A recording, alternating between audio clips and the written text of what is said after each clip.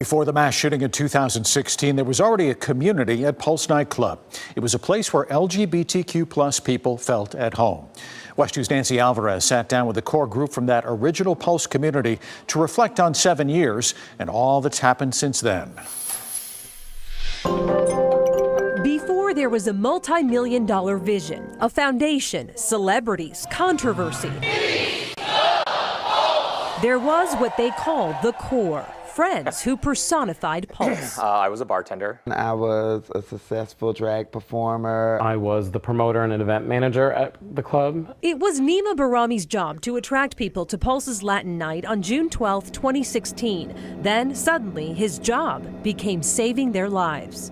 I heard immediately the gunshots and I evacuated the whole entire front area. From there on, I worked with the police until the last survivor came out of the building. I was brought to the front door 20 feet where the gunman was to show them exactly what dressing rooms the dancers were hiding in lockers. In one of those dressing rooms, Angelica huddled with a group who would eventually make it out. I heard everything. To know that this man is in here and he's destroying our place that we call home.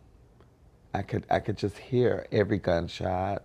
For many connected to the club, home became Bobby Mills. My place kind of became a place for the workers and regulars. So we started making a list of, okay, we heard from this person, they're safe, and then we were able to give some parents and family members relief that, yes, your child is safe. In the months that followed, shock turned into action. They gave us a little house that was maybe 2-3 offices and a little room that we had our t-shirt area set up. Hi everybody, Nancy Alvarez here, coming to you on Facebook Live. The One Pulse Foundation was born. We are very excited about our foundation office.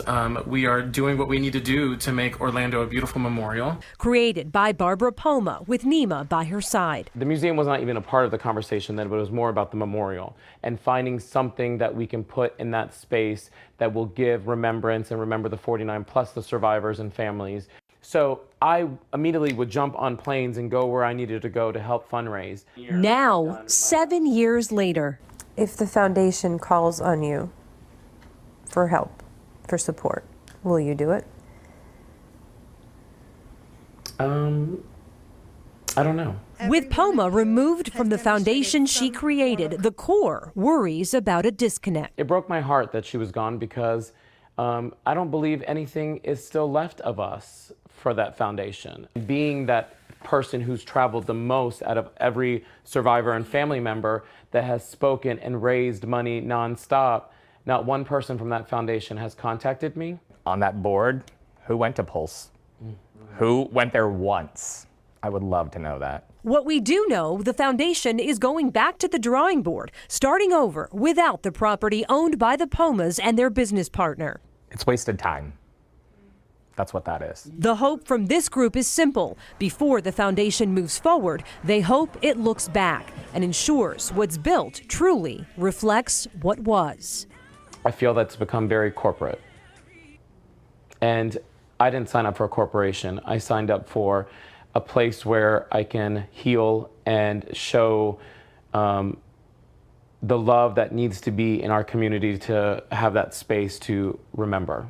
It could have been just another story to some people. Oh, some guy shot up the gay club, you know? But it was about the love that was in there and the way we made people feel when they came there that like really just exploded over this world, and that love came back to us. Yeah. And that's what I'm afraid is gonna be missing. I would always tell people, if you never got to go to Pulse even once, you missed out on something magical. At the end of the day, I think the people that were a part of Pulse and I guess some of the foundation needs to get together and realize what they're doing to move forward. The One Pulse Foundation tells WESH 2 they are actively working to have more Pulse survivors and victims' families involved as the foundation moves forward. This includes board leadership and placement on steering committees. Our coverage of today's remembrances continues at 5 p.m. with a conversation with a Pulse nightclub survivor and why she wants you to call her a champion. Then at 6 o'clock, we'll show you what's planned for tonight's remembrance ceremony. And then at 11, what does the future hold for a Pulse nightclub memorial? We talk with the foundation and survivors about charting a course forward.